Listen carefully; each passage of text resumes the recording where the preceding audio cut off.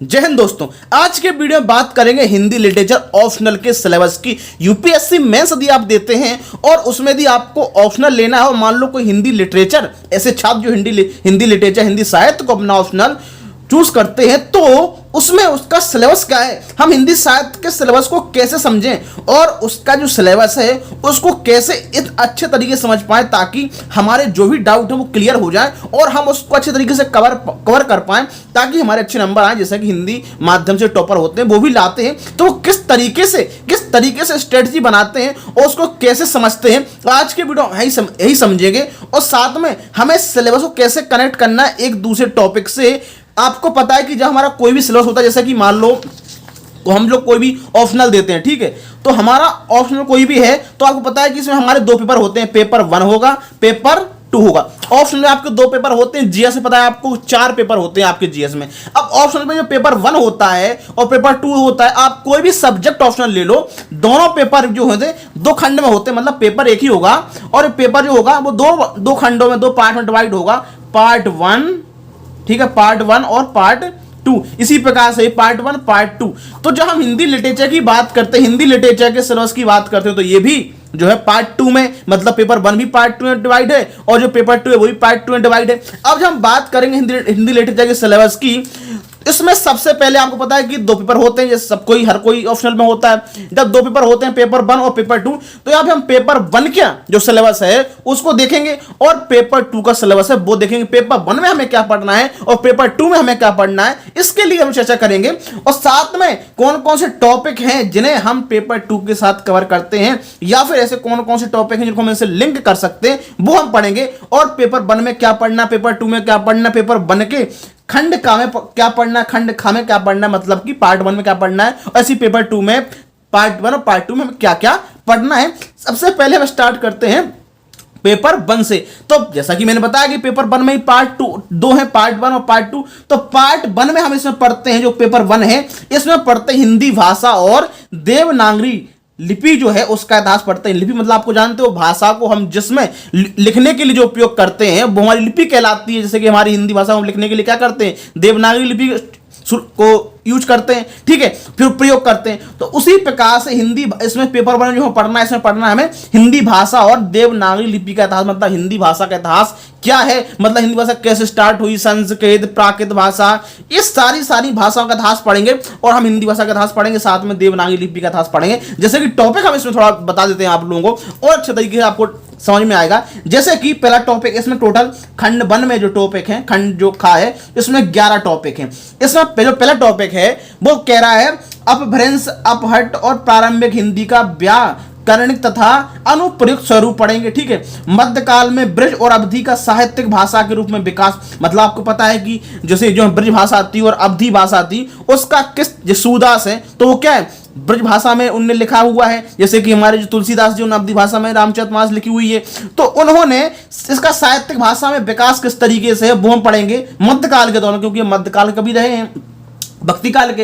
अब तीसरा टॉपिक है वो है, तीसरी यूनिट है एक प्रकार से सिद्धनाथ साहित्य, मतलब सिद्ध और नाथ साहित्य, खुसरो संत साहित्य और रहीम आदि कवियों और दक्कनी हिंदी में खड़ी बोली का प्रारंभिक स्वरूप। आपको पता है कि सिद्धनाथ परंपरा है, सिद्ध साहित्य और नाथ साहित्य, ये हम लोग पढ़ते हैं आदिकाल में। तो क्योंकि हमारा हिंदी साहित्य का जो इतिहास है हम उसको 4 भागों में बांटते हैं, आदिकाल हो गया, भक्ति काल हो गया, रीतिकाल हो गया और जो आज का आधुनिक काल है उसको हम पढ़ते हैं, ठीक है। लेकिन इसमें खुसरो हो गया, संत साहित्य हो गया, संत परंपरा, रहीम हो गया, आदि कवियों, दक्कनी हिंदी में खड़ी बोली का प्रारंभिक, मतलब इन्होंने किस तरीके से हिंदी का उपयोग किया, खड़ी बोली का उपयोग किया वो हम देखेंगे।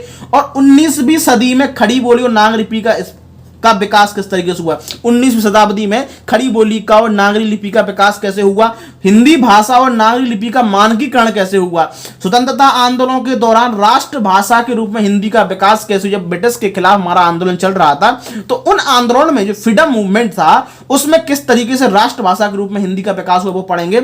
और हिंदी भाषा का वैज्ञानिक और तकनीकी विकास, मतलब जो हमारी हिंदी भाषा हिंदी लैंग्वेज है उसका वैज्ञानिक और तकनीकी विकास किस तरीके से वो पढ़ेंगे। और साथ में जो 9वां टॉपिक है वो हिंदी भाषा की प्रमुख बोलियां। आपको पता है बहुत सारे हम लोग बोलियां पढ़ते हैं। अब ये खुद सोचो ना तुम, जैसे हम जो हिंदी वो तो प्रमुख भाषा एक प्रकार से, लेकिन आप चले जाओ कोई भी क्षेत्र में छोटे छोटे इलाकों में है हिंदी भाषा लेकिन उसकी बोलियां हैं। जैसे कि आपको पता है बहुत सारी जो बोलियां होती हैं, जैसे कि आप चाहे बुंदेलखंड चले तो बुंदेलखंड बोली आपको मिल जाएगी, बहुत सारी बोली मिल जाएंगी, ठीक है, लेकिन वो भाषा नहीं है। कई कई भाषा का मतलब क्या होता है, भाषा के आपके पास उसकी लिपि भी हो, उसका व्याकरण, उसकी वर्णमाला हो जिसको आप लिख सको, लेकिन हिंदी भाषा है तो हिंदी भाषा की जो भी अंतर, उसकी लिपि, जो भी बोलियां आती हैं वो हम पढ़ेंगे। तो हिंदी भाषा की कौन कौन सी बोलियां हैं, उनका परस्पर संबंध क्या, वो पढ़ेंगे।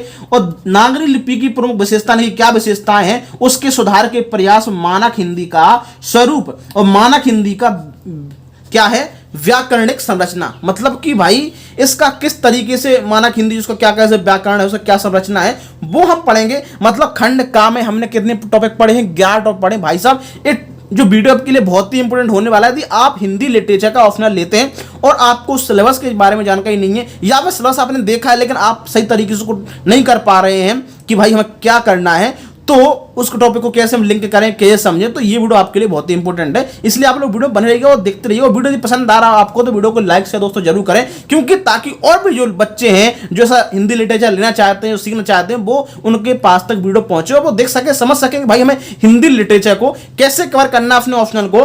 तो हमने पेपर 1 का जो है पार्ट 1 देखा है, और पार्ट 1 में हमने हिंदी भाषा के प्रकार से इतिहास देखा है। मतलब यूं कहें कि जो पेपर 1 है ये इतिहास के ऊपर है एक प्रकार से। खंड 1 में हम पढ़ेंगे, खंड वा है जो खंड का है, इसमें पढ़ते हैं खंड का है, खंड 1 बोल दो, कुछ भी बोल दो, पार्ट 1। इसको हिंदी भाषा और देवनागरी लिपि जो है इसका इतिहास पढ़ते हैं, और इसका खंड का है, खंड खा है, इसमें हिंदी साहित्य का हिस्ट्री पढ़ते हैं, मतलब हिंदी लिटरेचर है उसकी हिस्ट्री पढ़ते हैं कि क्या क्या हुआ है हिंदी साहित्य को हम किस इतिहास में कितने भागों में बांटते हैं, वो हम पढ़ते हैं। तो हमने क्या पढ़ा, पेपर 1 को कुल मिला के इतिहास पढ़ते हैं, और पेपर 2 में पढ़ते हैं जो हिंदी साहित्य के अंतर्गत जो साहित्य होते हैं, जैसे पद्य साहित्य हो गया, गद्य साहित्य हो गया, जैसे मान लो जो पोएम होती हैं, कविता है, कविता का साहित्य वो, और साथ में गद्य साहित्य में आपको पता है जैसे कि हिंदी उपन्यास, ये निबंध, नाटक, ये सब आते हैं, तो हम इसके अंदर पढ़ते हैं। तो कुल मिला के आपने क्या समझा, पेपर 1 में हम पढ़ते हैं साहित्य का मतलब इतिहास पढ़ते हैं, उसमें पढ़ते हैं साहित्य, ठीक है, इसमें साहित्य का इतिहास, भाषा का इतिहास, इसमें पढ़ते हैं हम पेपर 2 में साहित्य। अब पेपर 1 का जो खंड का है वो क्या कह रहा है कि हिंदी साहित्य का इतिहास, मतलब हिंदी लिटरेचर का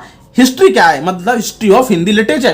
तो इसमें सबसे पहले हम पढ़ते हैं कि जो हिंदी साहित्य का जो इतिहास है उसका किस तरीके से उसका इतिहास लिखा गया है, ठीक है। तो उसके इतिहास लेखन की परंपरा क्या है, इसकी पहली यूनिट क्या कह रही है, हिंदी साहित्य की प्रासंगिकता, मतलब हिंदी साहित्य है उसकी क्या प्रासंगिकता आज के समय में, इसके अलावा उसका महत्व तथा हिंदी साहित्य का इतिहास जो है उसके लेखन परंपरा, मतलब क्योंकि जो अलग अलग जो लेखक हैं, जो साहित्यकार हैं, उन्होंने हिंदी साहित्य का इतिहास लिखा है, तो अलग अलग उसकी परंपरा भी है लेखन की।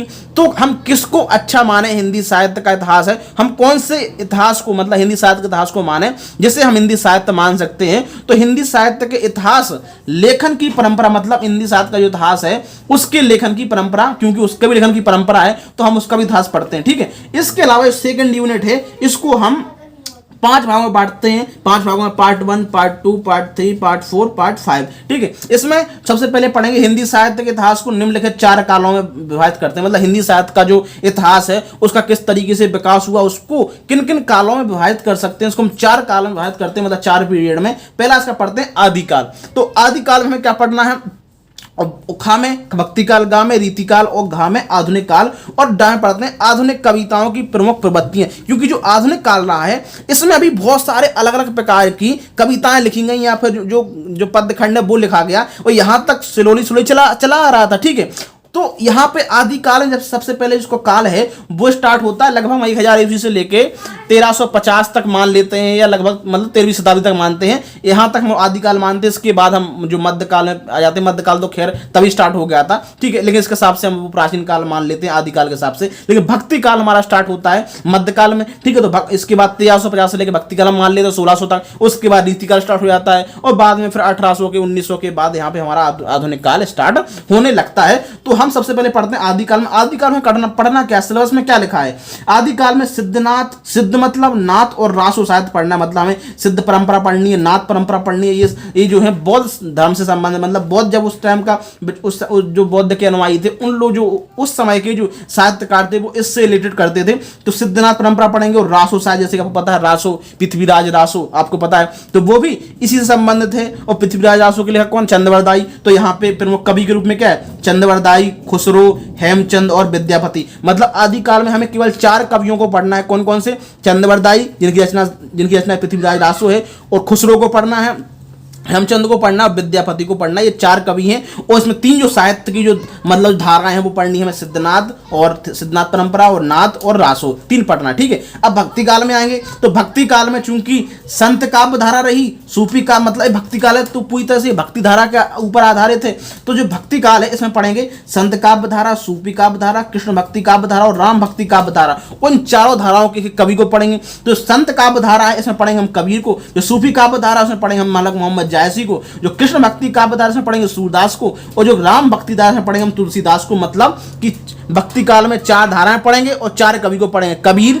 कबीर को पढ़ेंगे, जायसी को पढ़ेंगे, मलक मोहम्मद जायसी, और सूरदास को पढ़ेंगे और तुलसीदास को पढ़ेंगे। जबकि आदिकाल में किसको पढ़ा हमने? चंद्रदाई, खुसरो और हेमचंद और विद्यापति को। अब हम पढ़ते हैं रीति काल में। रीति काल में रीति काव्य धारा, रीतिबद्ध काव्य धारा, रीतिबद्ध काव्य धारा और रीति मुक्त काव्य धारा, 3 प्रकार की धारा है, रीति काव्य, रीतिबद्ध और रीति मुक्त। रीतिबद्ध मतलब जो रीति से संबंधित है और रीति मुक्त जो रीति से मुक्त है।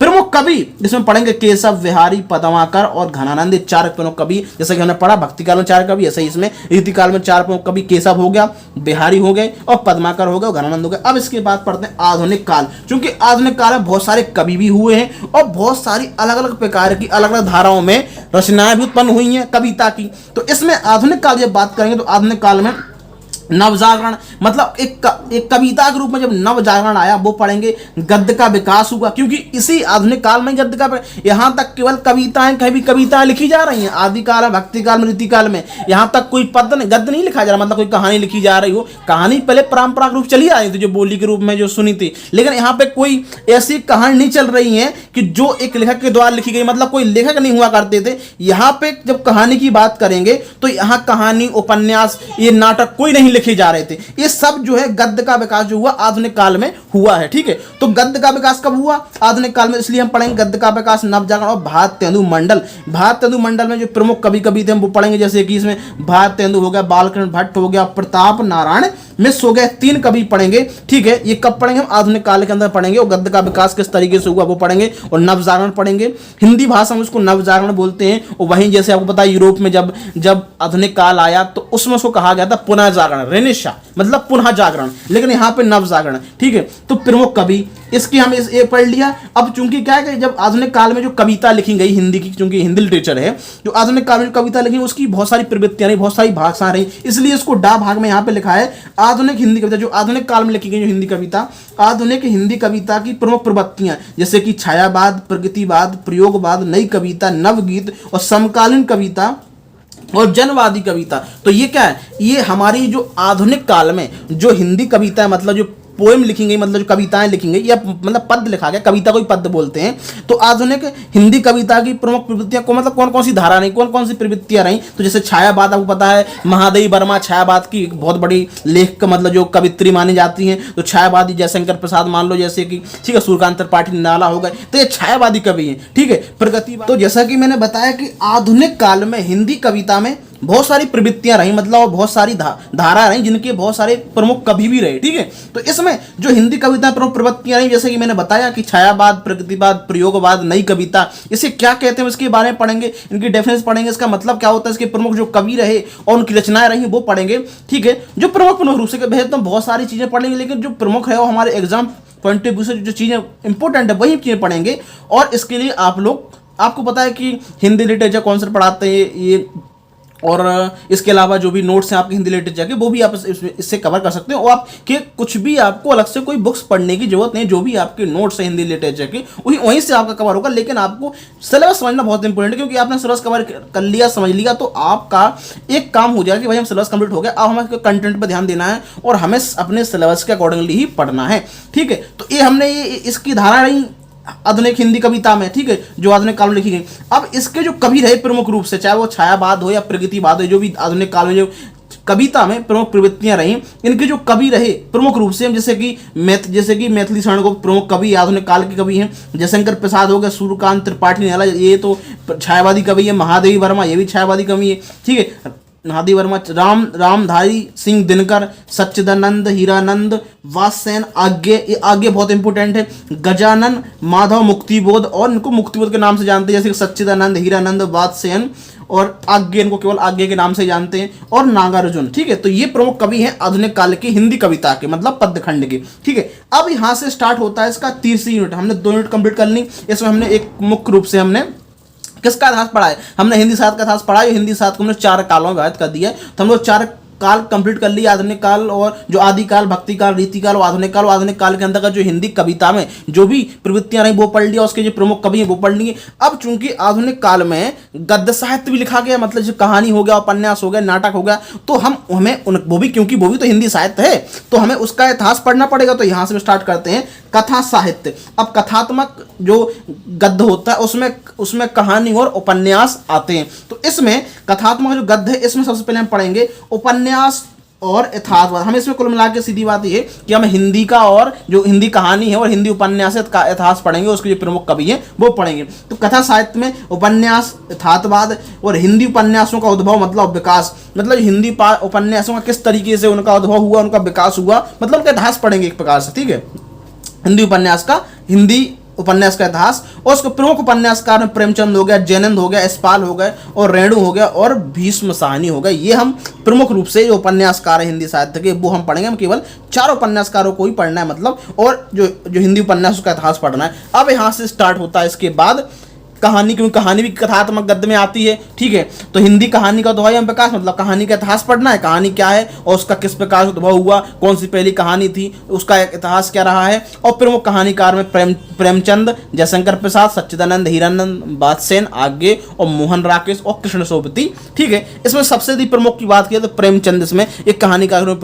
प्रमुख इसलिए क्योंकि इनको पेपर 2 में भी पढ़ते हैं, इसलिए इंपॉर्टेंट है। तो हम प्रेमचंद को पढ़ते हैं, जयशंकर प्रसाद को पढ़ते हैं, सच्चिदानंद, हीरानंद और वात्स्यन आज्ञा को पढ़ते हैं, मोहन राकेश और साथ में कृष्णा सोबती को भी पढ़ते हैं। ये हमारे प्रमुख कहानीकार के रूप में हो गए। तो मतलब 5 हम लोग कहानीकार एक प्रकार से इसमें पढ़ते हैं, किसमें, एक प्रमुख कहानीकार में।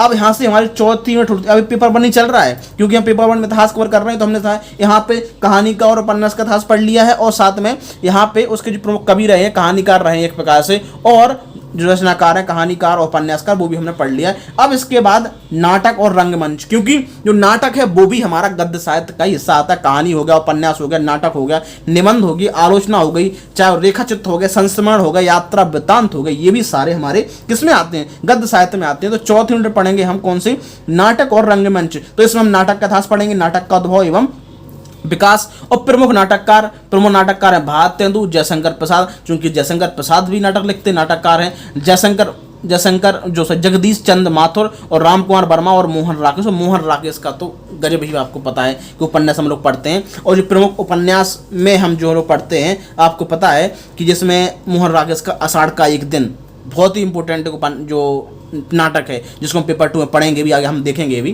तो प्रमुख नाटककार के रूप में हमने किसको, भारत तेंदु, जयशंकर प्रसाद और जगदीश चंद्र माथुर और राम कुमार वर्मा और मोहन राकेश को पढ़ना। अब यहाँ पे आपको कुछ नाम कॉमन दिख रहे होंगे, जैसे जयशंकर प्रसाद आपको यहाँ पे नाटक में भी दिख गया, नाम दिख गया, और साथ में आपको जयशंकर प्रसाद का नाम यहाँ पे भी आपको दिखा हुआ था, यहाँ पे भी दिखा था। तो ये दिखा था केवल कवि के रूप में, क्योंकि यहाँ पे हम कवि पद्य का इतिहास पढ़ रहे थे, वो एक मतलब कवि के रूप में दिख रहे थे। ठीक है, जिन्होंने कविताएं लिखी वो छायावादी कवि थे। लेकिन यहाँ पे हम पढ़ रहे हैं उनको नाटककार के रूप में, क्योंकि उन्होंने नाटक भी लिखे हुए हैं, तो हम नाटककार के रूप में पढ़ते हैं उनको। अब यहाँ पे पढ़ते हैं आलोचना, जो 5वीं यूनिट है। आलोचना में हिंदी आलोचना का उद्भव कैसे हुआ, मतलब उसका विकास कैसे हुआ, मतलब उसका इतिहास पढ़ना है। और सैद्धांतिक, व्यवहारिक, प्रगतिवादी और मनोविश्लेषणवादी आलोचना और नई समीक्षा क्या। अब हम आलोचना को पढ़ेंगे। और प्रमुख आलोचक के रूप में रामचंद्र शुक्ल, हजारी प्रसाद द्विवेदी और रामविलास शर्मा और नागेंद्र को हम प्रमुख आलोचक के रूप में पढ़ेंगे। जो समीक्षक होते हैं, आलोचक होते हैं, उनके रूप में पढ़ेंगे।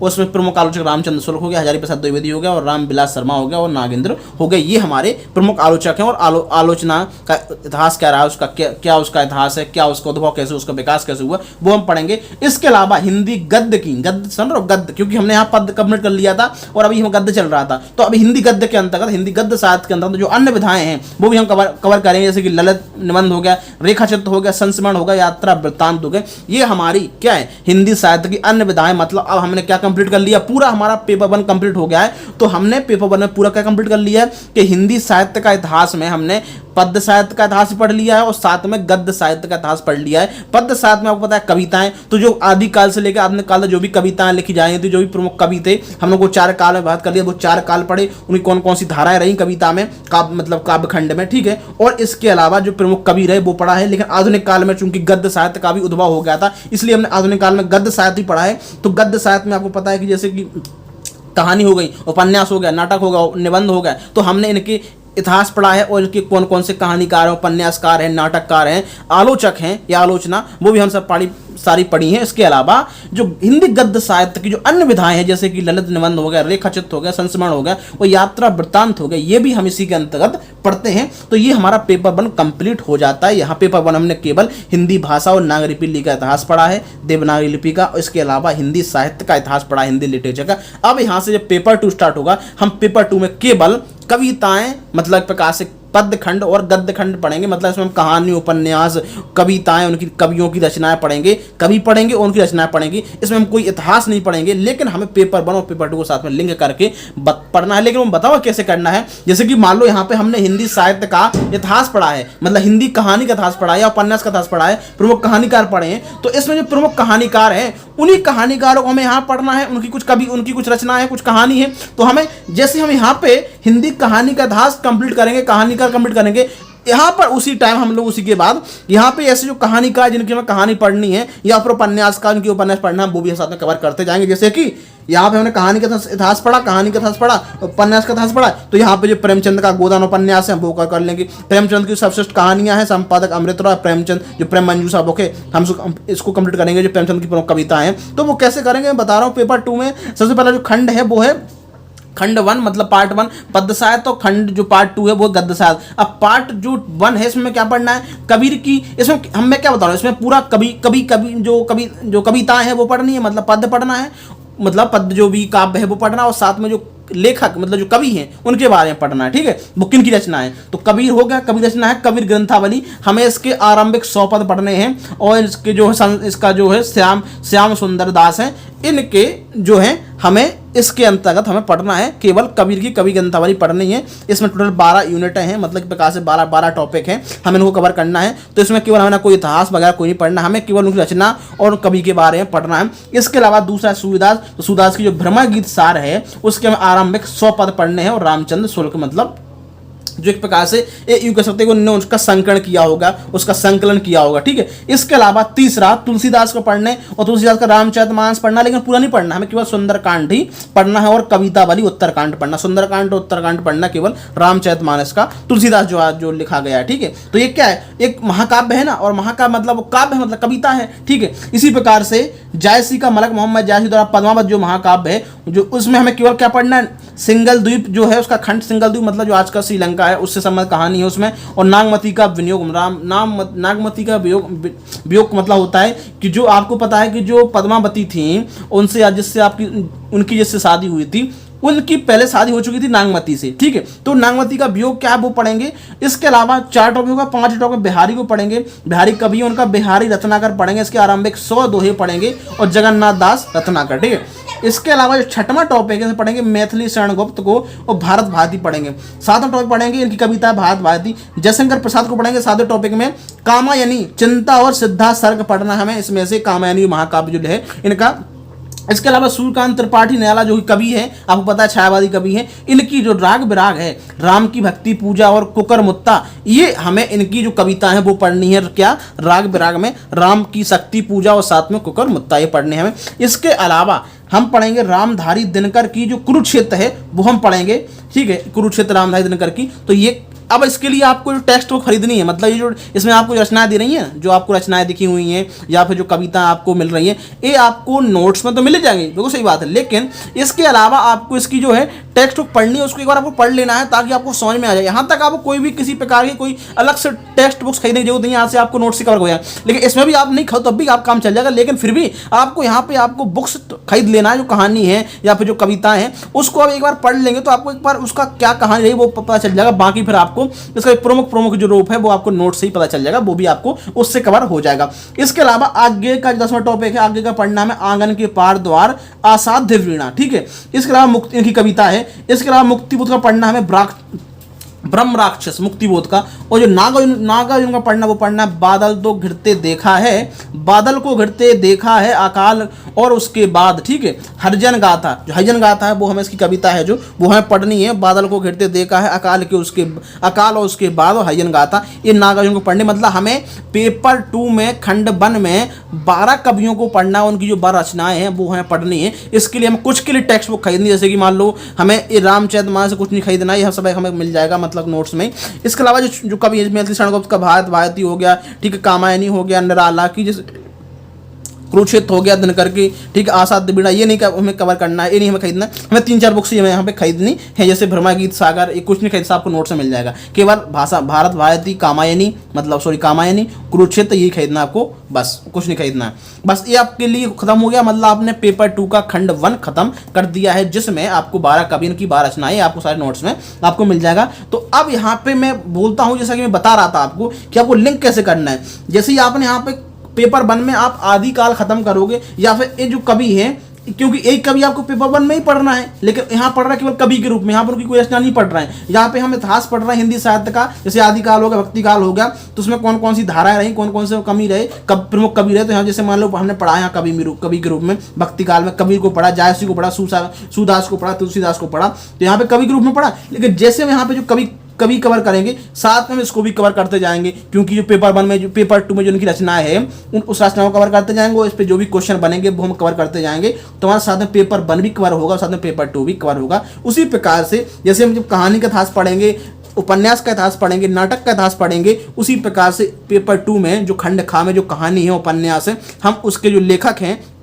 कहानीकार उपन्यासकार हैं, तो वो भी हम पढ़ते जाएंगे, उन कहानी को, उपन्यास को, साथ में हमारा इतिहास। तो हमारा इतिहास भी खत्म हो गया, और कहानी का, उपन्यास का, और जो उपन्यासकार हैं, कहानीकार, उनकी जो रचना है यहाँ पे पेपर 2 में, तो वो रचना खत्म हो जाएगी। तो हमारा पेपर पूरा जो सिलेबस है वो भी हमारा पूरा कंप्लीट होते जाएगा, ऐसे करके। तो यहाँ पे हमने केवल 12 कवि पढ़े हैं, कि 12 जो रचनाएं वो पढ़ी हैं। सो हमें साथ में पेपर 2 भी, पेपर 1 भी कवर करना है। पेपर 1 में जैसे हम कवियों को पढ़ेंगे, उनकी रचनाओं को पढ़ेंगे, तो साथ में जैसे कोई कवि आया जो कि पेपर 2 में है, तो साथ में उस पेपर 2 के उस कवि को भी कवर करते जाएंगे। जैसे कि मान लो हम यहाँ पे भक्ति काल में सूदास को पढ़ेंगे, ठीक है, तुलसीदास को पढ़ेंगे, तो साथ में सूदास की यहाँ पे भ्रमा गीत सार वो भी खत्म कर देंगे। तुलसीदास को पढ़ेंगे तो साथ में तुलसीदास की रामचरितमानस जो सुंदरकांड है, उत्तरकांड है, वो भी कवर कर देंगे। इसका मतलब हमारा पेपर 1 भी, पेपर 2 भी कवर होते जाएगा। तो ये हमारे लिए समझने वाली बात है। इसी प्रकार से हमारा जो पेपर 2 है, वो पेपर 2 है जो खंड 2 है, गद्य साहित्य, मतलब इसमें गद्य पूरी तरीके से कहानी उपन्यास है, ठीक है, गद्य का साहित्य है। तो सबसे पहला जो स्टार्ट है वो है भारत तेंदु का भारत दो दशा। ये क्या है, नाटक है, और भारत तेंदु क्या थे,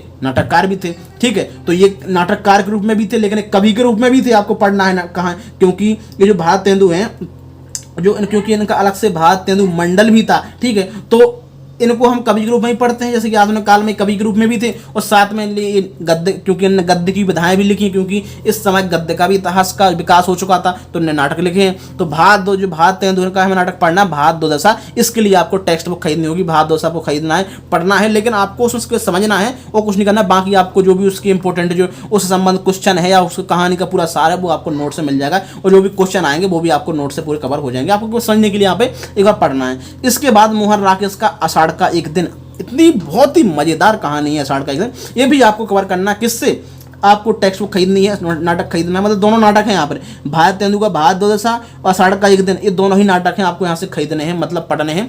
आषाढ़ का एक दिन तो बहुत ही मल्लिका की बहुत ही इंपॉर्टेंट कहानी है, मतलब एक प्रकाश स्टोरी है, उसमें कालिदास भी है, तो बहुत मजा आएगा, पढ़ेंगे आप। तो रामचंद्र शुक्ल का चिंतामणि भाग 1 पढ़ना है, कविता क्या सिद्धा भक्ति पढ़ना है, मतलब एक प्रकार से हमें रामचंद्र शुल्क हैं, इनकी चिंतामणि जो है वो हमें यहाँ पढ़नी है। ठीक है, तो ये हमारा क्या हो गया, ये हमें इसकी टेक्स्ट बुक खरीदनी है। इसके अलावा निबंध निलय जो संपादक हैं इसके डॉक्टर सत्येंद्र, वो हमें सत्येंद्र वो भी हमें यहाँ पढ़ना है। और बालकृष्ण भट्ट, प्रेमचंद और गुलाब राय, हजारी प्रसाद और रामविलास शर्मा और अज्ञे कुबेरनाथ, डॉक्टर, मतलब हमें निबंध निलय पढ़ना है। तो ये निबंध निलय की बुक्स आती है तो वो आपको लेना है। तो जैसे इसके संपादक पढ़ेंगे तो इसमें संपादक सत्येंद्र, लेकिन इसमें सारे जो यहाँ पर जो निबंधकार दिख रहे हैं इनके आपको सारे इसमें निबंध मिल जाएंगे। तो ये इंपोर्टेंट निबंध निलय एक बुक्स है, आपको यहाँ पे पढ़ना है, तो आपके सिलेबस में भी है। तो इस तरीके से हमारा एक कंप्लीट हो गया, मतलब हमारा निबंध खत्म हो गया यहाँ पे, और यहाँ पे हमारे नाटक भी खत्म हो गए। अब यहाँ से स्टार्ट होते हैं हमारी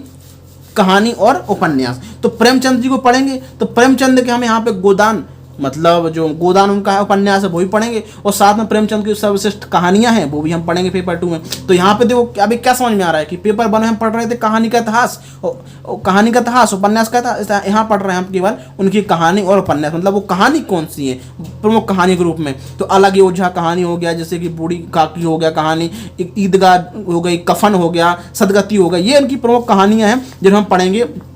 ठीक है, और गोदान आपको पता है बहुत ही इंपॉर्टेंट माना जाता है, इनका जो उपन्यास है तो बहुत ही इंपॉर्टेंट है गोदान, आपको पता है। तो हम ये भी पढ़ेंगे प्रेमचंद जी का, और साथ में जयशंकर प्रसाद का स्कंदगुप्त, ठीक है, ये भी हम पढ़ेंगे। साथ में यशपाल का दिव्या, ये बहुत ही इंपॉर्टेंट है। और फणीश्वरनाथ रेणु जो है उनका हम पढ़ेंगे मेला आंचल, और मनु भंडारी का महाभोज, और राजेंद्र प्रसाद यादव की एक दुनिया समानांतर, जो राजेंद्र यादव हैं इनकी हम पढ़ेंगे, राजेंद्र प्रसाद नहीं है, राजेंद्र यादव इनका जो संपादक हैं। इन एक दुनिया समानांतर, इसमें सभी कहानियाँ हैं, मतलब एक दुनिया समानांतर एक बुक्स है, उसमें बहुत सारे जो लेखक हैं उनकी कहानियाँ लिखी हुई हैं। तो हमें एक दुनिया समानांतर एक कहानी पढ़नी है, और प्रेमचंद जी की सर्वश्रेष्ठ कहानी में ये पढ़ना है, प्रेमचंद की सर्वश्रेष्ठ कहानी, और साथ में दुनिया समानांतर। तो ये कहानी कंप्लीट हो गया। और उपन्यास में हम प्रेमचंद जी का गोदान उपन्यास पढ़ना है, जो प्रसाद है इनका स्कंदगुप्त पढ़ना है, यशपाल का हमें दिव्या पढ़ना, फणीश्वरनाथ रेणु है इनका हम बेला आंचल पढ़ना है, और मनु भंडारी का हम महाभोज पढ़ना है। तो इस तरीके से हमारा जो उपन्यास है वो भी हमारे कवर हो जाएंगे। इसमें सबसे इंपॉर्टेंट यदि मैं कहूँ बहुत अच्छा लगेगा,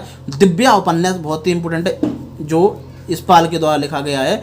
और फणीश्वरनाथ रेणु का जो मेला आंचल है वो भी बहुत इंपॉर्टेंट है, महाभोज वो भी इंपॉर्टेंट है, सारे इंपॉर्टेंट है। लेकिन सबसे सुनने में यदि आपको अच्छा लगेगा, बुद्ध दिव्या की स्टोरी आपको बहुत ही अच्छी लगेगी, क्योंकि इसमें एक लड़की की स्टोरी है, बहुत ही अच्छे तरीके से बताया गया। और चूंकि ये उस काल संबंधित है जब बौद्ध काल चल रहा था भारत में, क्योंकि ये मतलब महाजनपद काल या मतलब मौर्य काल संबंधित है, ठीक है, उस समय के दौर से संबंधित है। और जो पाकिस्तान का सियालकोट है वहाँ से, जो उत्तर पश्चिमी सीमा प्रांत है वहाँ से कहानी ली गई है, बहुत ही इंपॉर्टेंट है, आपको मजा आएगा यहाँ पर सुन के। तो यशपाल इसके लेखक हैं। तो इस प्रकार से हमारे पेपर 1 और पेपर 2 का इतिहास है। पेपर 2 में कुल मिला के हमने ये समझा कि पेपर 1 में केवल इतिहास पढ़ना, पेपर 2 में हमें गद्य और पद्य जो उनकी जो रचनाएं हैं कवियों की, वो कवि पढ़नी है, उनकी रचनाएं पढ़नी है, चाहे वो कहानी हो, उपन्यास हो, निबंध हो, नाटक हो, या फिर जो कविता के रूप में चाहे जितने कवि हों, चाहे सूरदास हो, तुलसीदास हो, जायसी हो, बिहारी, मैथिली शरणगुप्त, जयशंकर प्रसाद, सूर्यकांत त्रिपाठी, निराला, रामधारी दिनकर, आज्ञा मुक्ति हो, नागार्जुन, ये हमें कवि के रूप में पढ़ने हैं। इसके अलावा जो पेपर 2 का खंड 2 है, खंड खा है, मतलब पार्ट 2 है, इसमें भारत तेंदु नाटक पढ़ेंगे, भारत दो दशा, ठीक है, मोहन राकेश का सड़का एक दिन, इसी प्रकार से रामचंद्र का चिंतामणि, ठीक है, प्रेमचंद का गोदान, और प्रसाद का स्कंदगुप्त, ठीक है। तो स्कंदगुप्त एक क्या है, ये नाटक है स्कंदगुप्त, ठीक है। और जो यशपाल का दिव्या है ये उपन्यास है। हमें यहाँ पे वो करना चाहिए, मतलब कि जो स्कंदगुप्त है, स्कंदगुप्त जयशंकर प्रसाद का, ये यहाँ पे नाटक है। लेकिन मुझे डाउट हो रहा है कि नाटक और उपन्यास है, मुझे क्लियर डाउट नहीं है। लेकिन यहाँ पे स्कंदगुप्त जो शायद नाटक है, ये किसका, जयशंकर प्रसाद का लेखक है। तो हमें कुल मिला के पेपर 2 में जो है, पेपर 2 खंड 2 में हमें कहानी पढ़नी है, उपन्यास पढ़ने, नाटक पढ़ने, निबंध पढ़ने हैं। और उसके प्रमुख जो लेखक हैं वो आपको यहाँ पे लिख रहा होगा, भारत तेंदु, राकेश मोहन राकेश, रामचंद्र शुल्क, और प्रेमचंद प्रसाद, यशपाल, फणीश्वरनाथ रेणु, मनु भंडारी का महाभोज बहुत सिंपल सा थोड़ा सा है, ये राजनीति के ऊपर लिखा गया है, ठीक है। जब हमारा देश आज़ाद हो रहा था उसके बाद या उसके पहले की जो राजनीति संबंधित थी, ठीक है, वो यहाँ पे लिखा गया है। तो इसमें बहुत इंपॉर्टेंट है, आपको अच्छा लगेगा ये पढ़ के, जो उपन्यास है वो कहानी है। तो ये सारी हमें इसकी टेक्स्ट बुक भी खरीदनी है, चाहे महाभोज हो, मेला आंचल हो, दिव्या हो, स्कंदगुप्त हो, गोदान हो, भारत दो दशा हो, सड़का एक दिन, इनकी किताब खरीदनी, चिंतामणि, बस एक दुनिया समानांतर, ये सारी किताब खरीदनी। लेकिन आपको नोट्स मिल जाएंगे, लेकिन किताब इसलिए खरीदनी ताकि आपको एक बार कहानी आपके दिमाग में वो एक क्लियर हो जाए, आपको समझ में आ जाएगा, अच्छा हाँ भाई ये मुझे इस तरीके से मुझे पढ़ना है, ये उसकी कहानी ये है, ये उसका कथानक है, स्टोरी है, ताकि आपको अच्छा लगे। और उसके बाद फिर आप जो भी नोट्स है आपके पास वो आप उससे कवर कर सकते हो। जैसा कि आपको पता है कि कि दृष्टियाज के आप नोट्स पढ़ते हो, जो हमारे दिव्य कीर्ति सर है उनसे आप लोग पढ़ते ही हो, जो हिंदी लिटरेचर है उनके नोट्स है हिंदी लिटरेचर जो दृष्टियाज के, वो आप लोग कवर करते हो। तो इस तरीके से हमारा पेपर 1 और पेपर 2 का है ये जो हमारा सिलेबस है किसका, हिंदी लिटरेचर का। तो इस तरीके से हम हिंदी लिटरेचर का जो हमारा सिलेबस है वो हम कवर कर सकते हो और अच्छे नंबर ला सकते हैं। और हमें पेपर 1 और पेपर 2 को साथ लेके चलना है, मतलब कवर लिंक कर, ऐसा नहीं है कि हमारा पेपर 1 का सिलेबस अलग हो गया पेपर 2 अलग हो गया, ऐसा नहीं है। पेपर 1 का अलग सिलेबस अलग है, लेकिन सिलेबस एक दूसरे लिंक है। हम यहाँ कहानी पढ़ेंगे, यहाँ भी कहानी पढ़ेंगे, यहाँ उपन्यास पढ़ेंगे, यहाँ उपन्यास पढ़ेंगे, यहाँ भी हम कवियों को पढ़ेंगे तो यहाँ भी उन्हीं कवियों को पढ़ेंगे, लेकिन यहाँ पे उनकी रचनाएं पढ़ेंगे, यहाँ पे हम केवल उन कवि के रूप में पढ़ेंगे। और जो काव्य धाराएं थी उस समय की, चाहे वो आदि काल हो, भक्ति काल हो, क्योंकि हम यहाँ पे हिंदी साहित्य का इतिहास पढ़ रहे हैं, यहाँ पे हम पढ़ेंगे हिंदी साहित्य को, पढ़ेंगे पद्य साहित्य, गद्य साहित्य को, रचनाएं को, कवि को, लेकिन यहाँ पढ़ेंगे हम उसका इतिहास क्या रहा है, ठीक है, वो पढ़ेंगे। और यहाँ पे भाषा का इतिहास पढ़ेंगे पेपर 1 में। तो इस प्रकार से पूरा टोटल जो हमें पूरा मोटा मोटा यदि आपको समझाएं तो पेपर 1 में हमने क्या पढ़ा है, पेपर 1 का जो पार्ट 1 है उसमें क्या पढ़ा है, जो हिंदी भाषा है उसका हमें क्या पढ़ना है, इतिहास पढ़ना है, हिस्ट्री पढ़नी, हिंदी भाषा की इतिहास पढ़नी है। और जो हमारी देवनागरी लिपि है उसकी हमें हिस्ट्री पढ़नी है, हिंदी भाषा की इतिहास पढ़ना है और साथ में हमें देवनागरी लिपि का इतिहास पढ़ना। और जो पेपर 2 है, मतलब उसका पार्ट 2 है, पेपर 1 का पार्ट 2 है, इसमें हमें हिंदी लिटरेचर का इतिहास पढ़ना, समझ रहे हो, हिंदी लिटरेचर, जो हिंदी लिटरेचर उसका इतिहास पढ़ना है, हिंदी साहित्य का इतिहास पढ़ना है। और जो पेपर 1 है इसमें हमें केवल कविता पढ़नी है, मतलब कविता का मतलब हो गया हमारा पेपर 2 का पार्ट 1, इसमें हम पद्य खंड को पढ़ेंगे, मतलब पद्य खंड को पढ़ेंगे, ठीक है, पद्य साहित्य को या पद्य खंड को। तो ये कविता पढ़नी है, मतलब कविता ही बोलते हैं उसको। और पेपर 2 में पढ़ेंगे, इसको पढ़ेंगे हम गद्य को। गद्य में मतलब आपकी कहानी भी आएंगी, ठीक है, उपन्यास भी आएगा, आपका नाटक भी आएगा, और इसके अलावा आपको पता है कि निबंध भी आएगा। तो ये हमारे प्रमुख रूप से है, ये हमें कुछ रचनाएं हैं, या फिर हमारा जो हमारा हिंदी लिटरेचर का जो सिलेबस है उसका प्रमुख रूप से जो मुख्य निकल के आता है वो हमारा ये निकल के आता है कि भाई हम पेपर 1 में क्या पढ़ना, पेपर 2 में, पेपर 1 के पार्ट 1 में हिंदी भाषा का इतिहास और देवनागरी लिपि का इतिहास, पार्ट 2 में हिंदी साहित्य का इतिहास, और पेपर 2 का पार्ट 1 पद्य खंड मतलब पद्य साहित्य, और पार्ट 2 में हम इसको पढ़ेंगे गद्य साहित्य को। तो इस प्रकार से हमारा पूरा सिलेबस कंप्लीट हो जाता है, हिंदी भाषा का इतिहास, हिंदी साहित्य का इतिहास, पद्य साहित्य और गद्य साहित्य, ये हमारा पूरा सिलेबस है। इसके अलावा हम ये भी देख सकते हैं इसमें कि भाई जो हमारा इससे संबंधित यहाँ पे ये जो दृष्टियाज का नोट्स ही है, इससे इम्पोर्टेंट इसमें क्या है कि भाई ये हम यहाँ पे टॉपिक हमने कवर किया, हिंदी कोई भी कहानी का उपन्यास का यहाँ पे टॉपिक कवर किया। तो इस टॉपिक से जैसे हमने पेपर 2 का एक टॉपिक कवर किया, मान लो हमने कहानी का इतिहास कवर कर लिया, प्रमुख कहानीकार कवर कर लिए, तो इस टॉपिक से इतिहास मतलब प्रीवियस ईयर में कौन कौन से क्वेश्चन पूछे गए हैं यूपीएससी में या बिहार पीएससी में या फिर उत्तर प्रदेश पीएससी में, वो यहाँ पे लिखे हुए। जैसे कि यहाँ पे सिलेबस का नाम लिख दिया है, वो इस सिलेबस से जो भी पहले क्वेश्चन पूछे गए, जैसे यहाँ पे लिखा गया है हिंदी कहानी का उद्भव एवं विकास और प्रमुख कहानी का, मतलब ये टॉपिक है, ठीक है, सिलेबस का एक टॉपिक है कि भाई हिंदी कहानी का उद्भव एवं विकास और प्रमुख कहानीकार, हिंदी कहानी का उद्भव एवं विकास और प्रमुख कहानीकार, तो इस सिलेबस का टॉपिक है। तो हमने सिलेबस का यहाँ पे एक टॉपिक लिखा और उस टॉपिक से जो भी प्रीवियस क्वेश्चन आए हुए हैं वो यहाँ पर क्वेश्चन लिखे हुए हैं। तो इससे हमें क्या पता चलता है कि कौन सा टॉपिक इंपॉर्टेंट है, किससे लगातार क्वेश्चन आ रहे हैं, वो भी हमें यहाँ पे पता चलता है। तो हम उन टॉपिकों पर ज़्यादा ध्यान देते हैं, हालांकि सब टॉपिक इंपॉर्टेंट है, कुछ को छोड़ दें, तो इसलिए हम यहाँ पे ध्यान देते हैं और उसको अच्छे तरीके से, और ये भी पता चलता है क्वेश्चन कैसे पूछे जा रहे हैं, यहाँ पे बन रहा है कि नहीं बन रहा है। तो साथ में जो है क्वेश्चन भी सॉल्व करते, टॉपिक कवर करना, साथ में उसके प्रीवियस ईयर क्वेश्चन भी सॉल्व करते जाना है और भी अपने तरीके से अपन को टेस्ट लगानी और क्वेश्चन सॉल्व करना ताकि अपन अच्छे से नंबर ला जाए। जैसे यहाँ पे लिखा है प्रेमचंद की सर्वश्रेष्ठ कहानियां और दुनिया समानांतर, तो यहाँ पे जो हमारा पेपर 2 में जो हम कहानियां पढ़े थे, यहाँ पे आपका पेपर 1 का कवर होगा, यहाँ पे पेपर 2 का, पेपर 1 में पढ़ेंगे इतिहास, पेपर 2 में पढ़ेंगे हम वो कहानियां और उसका उपन्यास, ठीक है। तो यहाँ पे हमने इतिहास में पढ़ा कि भाई कहानी का किस तरीके से उद्भव हुआ, किस तरीके से विकास हुआ, तो हमने यहाँ पे कहानी का इतिहास पढ़ा है, कहानीकार पढ़े, इससे संबंधित जो भी क्वेश्चन आए हुए हैं पेपर 1 में वो पढ़ेंगे। यहाँ पे पेपर 2 में प्रेमचंद की सर्वश्रेष्ठ कहानी और दुनिया समानांतर से जो भी क्वेश्चन आए हुए हैं वो यहाँ पे लिखे हुए हैं। इस तरीके से यहाँ पे उपन्यास का इतिहास क्या है, तो उपन्यास के इतिहास से या फिर उसका इतिहास है और प्रमुख जो उपन्यासकार हैं उनसे संबंधित जो भी पेपर 1 में क्वेश्चन आए हुए हैं, क्योंकि पेपर 1 में हम पढ़ते हैं उपन्यास के इतिहास को, उपन्यास और प्रमुख और उपन्यासकारों को, लेकिन पेपर 2 में हम पढ़ते हैं गोदान को, गोदान उपन्यास है। तो पेपर 2 में जो गोदान है या फिर इस्पाल जो दिव्या है, इसके अलावा जो मेला आंचल है, मनु भंडारी का जो महाभोज है, ठीक है, वो जो उपन्यासकार है उपन्यास है, इन उपन्यासों से कौन कौन से क्वेश्चन पहले आए हुए हैं, सबसे पहले देखेंगे प्रेमचंद गोदान से, तो गोदान से जो भी क्वेश्चन आए हुए हैं अपने यूपीएससी में वो यहाँ पे लिखे हुए हैं। इसके अलावा गद्य व्यास से जो भी यूपीएससी क्वेश्चन आए हुए हैं वो यहाँ पे लिखे हुए हैं, मेला आचरण से जो भी क्वेश्चन आए हुए हैं वो यहाँ पे लिखे हुए हैं, और महाभोज से जो भी क्वेश्चन यहाँ पे आए हुए हैं वो यहाँ पे लिखे हुए हैं। इस तरीके से आपका जो है क्या आपका जो भी दोनों आपका हिंदी खंड भी खत्म हो गया, साथ में उपन्यास भी खत्म हो गया। तो आपको साथ में दोनों मतलब पेपर 1 को पेपर 2 को साथ में लेके चलना है। यहाँ पे आप हिंदी का इतिहास पढ़ेंगे, यहाँ पे हिंदी मतलब हिंदी कहानी का इतिहास पढ़ेंगे, यहाँ पे हिंदी कहानी पढ़ेंगे जो भी कहानी से लिखी हुई है सिलेबस में।